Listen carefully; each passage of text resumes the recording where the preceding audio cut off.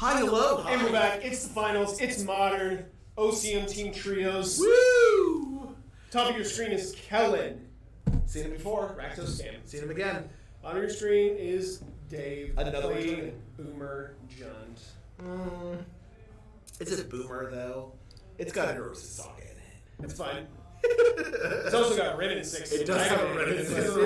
It's still Boomer Jund. Is it? It's still Boomer Jund because it's Dave. We are still worshipping at the temple of Reed Duke. It still is fine. We've parted his hair like the veil of Turin. Our devotion to Reed is max. You have no idea. You have no idea. You have no clue. All right, Twitch. Who's got this? What do you think? Scam versus Jund in the finals. I want to remind you that this is a team event. So there is also a legacy player and a pioneer player at this table. Let's see, on Kellen's side, in the pioneer seats, we have Mono White. We just watched them last round. Yeah, very good. And then in the legacy seat, we have 8Cast, who is Brian, if you remember from the finals of the legacy event last week, or two weeks ago. He made the finals, playing 8Cast. On the other team, on Dave's side, we have Jeff in the legacy seat. I am not sure what Jeff is playing today. And then, sorry, Jeff is playing Pioneer. And then in the legacy seat, we have Tim, and Tim is playing the Cradle Rock deck. Oh, the Golgari, Cradle, Guy's Cradle, mid-rangey Fiend Artisan deck. You know I love that. Yeah. I'm not sure what Jeff is playing, actually. I'm going to go pop out there and see what Jeff is playing for Pioneer. Yeah, so the mono white deck is just like such a solid deck that I think anything running up against it might have trouble, especially if it's not prepared to run fast. Even a deck as fast as Goblins struggle really hard to keep up with the amount of the amount of power that it can just chunk onto the board in a single turn. Like we saw Luminarch Aspirants, we saw Thalia Garden of Ravens, and it looks like our modern players are keeping in some sevens here. That's a lot of cards for modern players. We've seen so much mulliganing here today. It's wild to see decks that are finally keeping their opening hands. So in the Pioneer seat on Dave's side, we have Boros Thopters. Yeah, powered by the new Pia from Aftermath. Right. Oh, I forgot about that. Yeah. That card's great. Yeah. So Kellen take a mulligan. Dave, I think, is keeping a 7. I think I saw his mouth go, "Yep." Oh, okay. So it was that. It was one of those. Yeah, he just yep. I was trying to read their lips, and Kellen's going to 6 here. And I was remarking that 7 is a dangerous number of cards to allow a modern player to keep. Like, we have seen some aggressive mulliganing and some like unintentional mulliganing today. New rule: you are required at minimum 1 mulligan. Turn 1 IOK. That's all. So we've got a Thoughtseize, a Grief, a Shadow Creature, and a Lightning Bolt on Kellen's side over here. What is that? What is the name of that creature? Which creature? Davi Voidwalker? Voidwalker. Thank you. Jeez. Yeah, it's a Lightning Bolt, a Thoughtseize, a Davi Voidwalker, and a Grief. Yeah, we've got a couple lands. That's a keepable hand for Kellen for sure. We're just taking the Thoughtseize. Yeah, so if you take the Thoughtseize, now he has to 2-for-1 himself in order to make the Grief go off. Yeah. Otherwise, you're just playing a land and pass it. So, I think that's reasonable. Getting the most mileage out of whatever it is that he's doing on his turn. Like I said when they played in the first round, the discard spells are a little bit less valuable here. You see Kellen, valuing that card advantage a little bit more. He's just going to play his land and pass. And it's because Dave doesn't care about going 1-for-1. He wants you to Thoughtseize him. Both of the decks want to 1-for-1. Yeah, and that's why the discard spells are not. Yeah. And in this case, this IOK was almost more to give information and limit Kellen's options to Thoughtseize him. Like it definitely did some work, but I don't know if he's just gonna try to run out, hand attack every turn. As we talked about before, typically the discard spells get sideboarded out a lot. They're not as good when the games go long. Yeah, better to have a plan, a proactive plan, than to like bank on removing your opponent's plan, because you can't hit the top of their deck, and you got a lot of draws in these grindy matches. Okay, is Kellen just running out this Voidwalker? Probably. Yeah, just biding his time a little bit more. No need to run out this grief. Just gonna play lands and play spells on curve. The only reason he run it out is that he had the Undying card. But yeah, we just run out the Void Mage here. You really can't remember the name of this card. You're struggling. Voidwalker. That was Voidwalker. You're struggling with Voidwalker. It has been such a long day. I got very. So Urza's Saga is going to go up to Chapter 2. A second copy of Blackleaf Cliffs is going to come into play here. My wife and I got to go on a date last night. I was up for the first time in literally years. Not years, months. And we were up late. We went out to dinner. Got to hang out. I was stayed up too late, and then. Got up super early this morning to be here on time. You and I got here basically at the exact same moment. Yeah, it was weird. Loved it. You and I have a pattern now. We've been doing this for a few months. So a Terminate is going to take out the Dothy Voidwalker in response to this Thoughtseize. Dave is going to reveal a Wrenn 6, a Tarmogoyf, and a couple of lands. What do you think you take there? Gotta be the Tarmogoyf. Really? Yeah, Wrenn 6 not doing much on this board. I guess it is going to start Urza's Saga. It is going to start picking up Urza's Saga. Yeah, we probably do. Yeah, you take that Wrenn 6, baby. Yeah, gotta take the Wrenn 6. Urza's Saga too strong.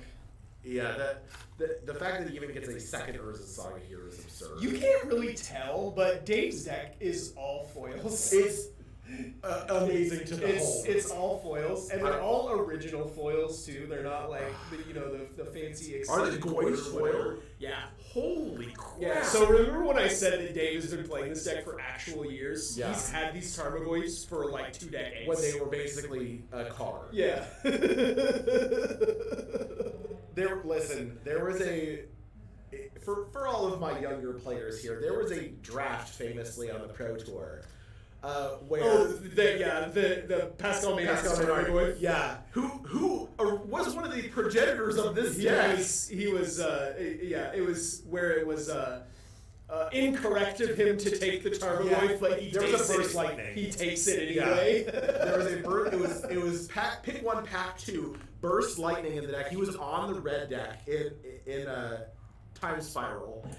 No, actually, Terminate should not be in the graveyard. It was used to destroy a Dothy Voidwalker. Oh yeah. So effects that destroy get exiled under the Voidwalker. Yeah. Effects that deal damage or give the creature -X go to the graveyard, because the state-based action is what kills the creature and not the spell itself. So Terminate does get exiled. Yeah, effectively. Once it resolves, we check all the same things, and Terminate's going to remember that it has to go to the graveyard, because the Dothy Voidwalker is... No. Terminate gets exiled. Yeah. The effects that destroy get exiled. Yes. Effects that deal damage and give -X do not. Because the state-based action is what kills the Dothy Voidwalker, not the spell. If the spell is killing the Voidwalker, the spell gets exiled. If a state-based action is killing the Voidwalker, the spell does not get exiled. Okay. Interesting. Because the state-based actions are checked before the card goes to the graveyard. After the card goes to the graveyard. Interesting. God. It's weird. Complicated. It's weird. Just remember, destroy gets exiled. Okay. So there's that Chromatic Sphere that we were talking about. What is this other card? Is it a Mishra's Research Desk? Yeah, it is. Mishra's Research Desk. Yeah, see, remember what I was talking about? He's got some fun. He's got some fun ones. Some fun ones. So sagas in there. Research Desk just lets you bottle cards from the top of your deck. It's a super. It's a great target for Urza's Saga if you just want to. It's one of those artifacts that's not a creature that has Unearth. Yes. There's a couple of weird artifacts that I love them. Yeah, usually artifacts that have Unearth are creatures. Yes. This one is not. I really like it. It does still have haste. There's that other one that's like a 9 mana artifact that has Unearth. What? Yeah. There's not a creature? No. I can't remember what it's called. It's like 9 mana. I'm looking this up. Yeah, there were a couple of them. There were a couple of these artifacts with Unearth that are not creatures. In the Brothers War, is that what that was? Yeah, there's also like... Urza Saga going to go up to Chapter 3 here. I believe it just floated a colorless mana, so another... Looks like a Shadow Sphere is going to get added to the battlefield. This is sort of a great stabilizer, and oh man, Dave's board is looking real nice. You see what he's missing though, huh? Looks like some amount of green mana. Yeah, green mana is what he's missing. A lot of Blackleaf cliffs. I guess the Chromatic Sphere will sure give some green mana. Some amount of green mana will be had. The Construct token is going to get into the red zone here. That is going to knock Kellen down to 14, I believe. Mask of the Jadecrafter is one. Mishra's Research Desk, that's the other one with Unearth. And what I really like about Mishra's Research Desk is if you're in a deck, especially with Fable of the Mirrorbreaker, you can just pitch it to Fable. Yeah. And then get the value from it. Out of it. Yeah. There's also the... And it looks like Dave's found a copy of Ren and 6. So Ren and 6 is going to come in, immediately pick up this Urza Saga, which Dave will play again, and pass back.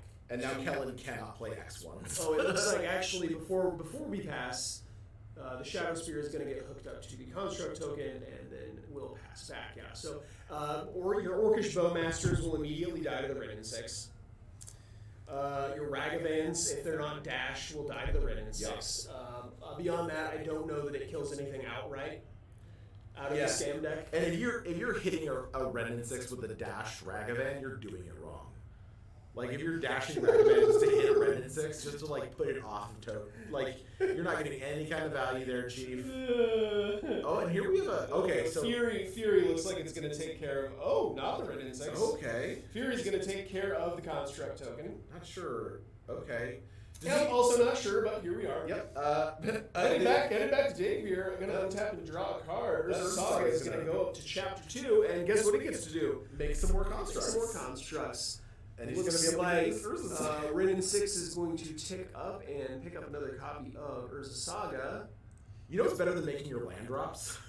Just playing the same land over and over again. The same land that is Urza Saga. The land that makes 2 creatures? Yeah, I play this combo of cards in Jund or in Gruel Food, and let me tell you, there's no better feeling than like just playing an Urza Saga over and over again. Same 2 sagas. Besageing the Tron player every turn. I wasn't gonna go there, but yes.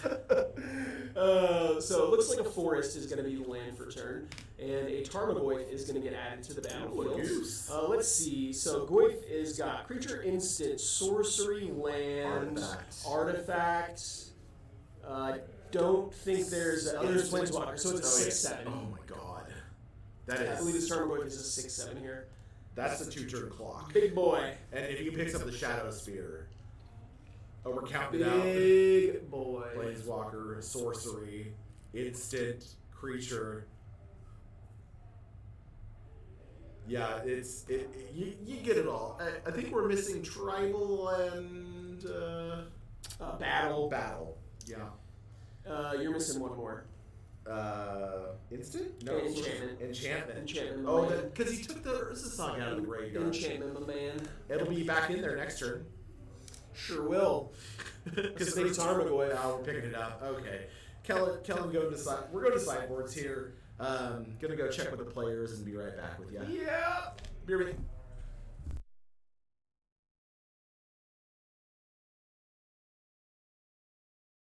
Hey everybody! Oh wow! How you doing? Every once in a while, the needle just touches. Yeah, down. All right. So these players have sideboarded and are shuffling up for game 2. I can tell you that Kellen, our Rakdos scam player, has sideboarded out 2 copies of Blood Moon, 2 copies of Dathi Voidwalker, 1 Undying Malice, 1 Feigned Death, 1 Ragavan, and brought in 2 Engineered Explosives, 2 Leyline of the Void, 2 Magnus of the Moon, and a Pithing Needle. Interesting. Yeah. A lot lighter on the Jund side. We took out we talked about this before. He's had this match before. He made the exact same sideboard. Yeah, so this is a rematch of round 4. Yes. Kellen has sideboarded differently than Kellen did in round 4. Kellen actually sideboarding a lot heavier here. Yeah, I think that's wise. And I would like to go back to this as an experience thing. Right. So experienced players that have played these grindy mid-range mirrors, they value things like Thoughtseize and Lightning Bolt pretty low. Yeah. Because while they do have the ability to interact with their opponent on a one-for-one basis, that impact tends to be a lot lower and a lot worse as the game goes on. So what's really surprising to me here is that we're sideboarding out some of the most high-impact cards in Dothi Voidwalker. That's the one that confused me. And Ragavan. So in order to bring in basically cards that do the same thing but worse. So we're taking out 2 Dothi Voidwalkers and bringing in 2 Leyline of the Voids. Okay. Those cards basically do the same thing, but Dothi Voidwalker can attack. And it can also cast the spells. And it's unblockable effectively too. I do like the engineered explosives in this matchup. I will say that. Taking out the Blood Moons and bringing in the Magus of the Moons, I mean, yeah, okay, the Magus can attack, but also your Jund opponent cannot answer an enchantment very, very well. That's true.